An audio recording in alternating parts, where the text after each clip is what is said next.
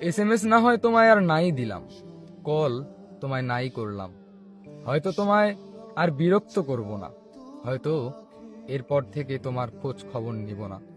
তুমি কি করছো না করছো, খেয়েছো কি খাওনি, এসব খোঁজ তো আর নিব না।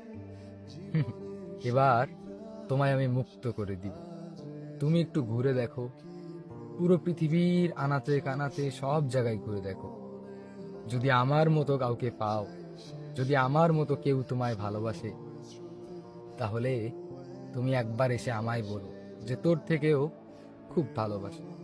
বিশ্বাস করো, সেদিন আমি নিজে থেকেই চলে যাব, কারণ আমি জানি যে আমার মতো কেউ তোমারে ভালোবাসতে পারবে না, কেউ না।